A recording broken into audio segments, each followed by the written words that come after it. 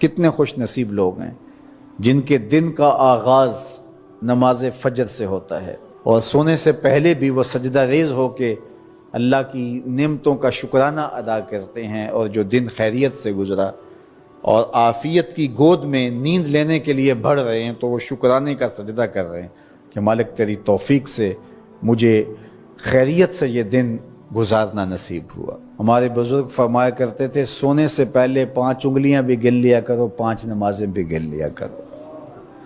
اگر 5 نمازیں پوری ہیں تو اللہ کا شکر ادا کیا کرو کہ تمہیں توفیق اس نے عطا کی۔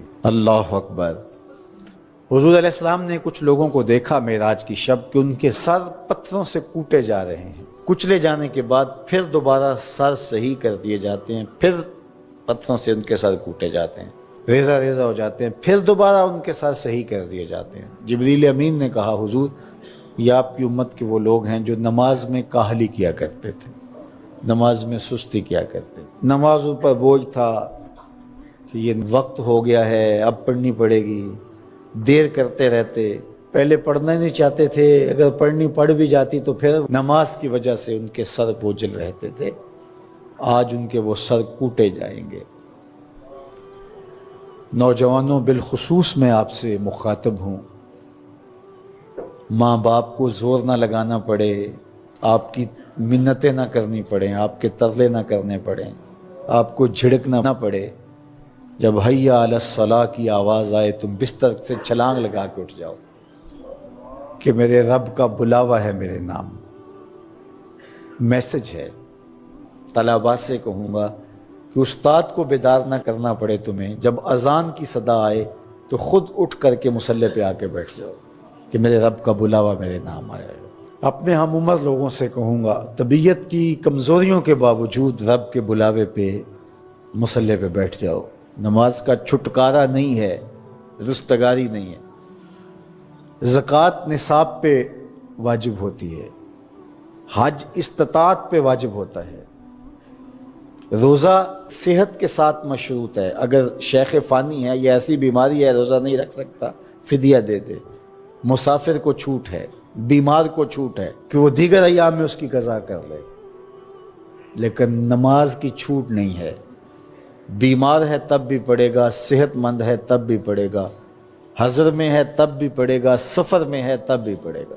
بالغ کے اوپر نماز کی کسی صورت میں بھی رخصت نہیں ہے۔ کھڑے ہو کے نہیں پڑھ سکتا بیٹھ کے پڑھ لے، بیٹھ کے نہیں پڑھ سکتا لیٹ کے پڑھ لے، اشارے سے پڑھ لے۔ وضو کے لیے پانی دستیاب نہیں ہے تو تیمم کر لے۔ حالت سفر میں ہے قصر کر لے، آدھی پڑھ لے پوری نہ پڑھے۔ دشمن کے مقابلے میں ہے صلاۃ الخوف کی صورت میں پڑھ لے۔ یہ نماز کا مسئلہ ہے، اتنی اہم نماز ہے۔ تو جن کے سر بوجھل رہے نماز سے، سردیوں میں ہوتا ہے اوپر نیچے نمازیں آ رہی ہوتی ہیں، ابھی عصر پڑھ کے گھر پہنچے تو پھر مغرب کی آ گئی، مغرب گھر کے پہنچے تو پھر عشاء کی آ گئی، تو کئی لوگ کہتے ہیں اے تو مولویاں نے آت چکی ایک، ابھی تو پڑھ کے آئے ہیں۔ تو کیوں شوق نہیں ہے تمہیں؟ ایک نماز کے بعد وہیں بیٹھ کے دوسری نماز کے انتظار میں مسجد میں قیام کرنے والا، اللہ اکبر، فرشتے ناز برداریاں کرتے ہیں۔ مسجد میں صحابہ بیٹھ جاتے ہیں، ایک نماز پڑھی اب دوسری پڑھ کے جائیں گے، دوسری پڑھی تو اب تیسری پڑھ کے جائیں گے، اور جب نماز کا وقت آتا تو وہ انتظار کرتے کہ ابھی تک اذان نہیں ہوئی۔ اور حضور جب حضرت بلال حبشی رضی اللہ تعالی عنہ کو اذان کے لیے کہتے تو کہتے ارحنا یا بلال، بلال اٹھو ہمارے دل کو راحت پہنچاؤ۔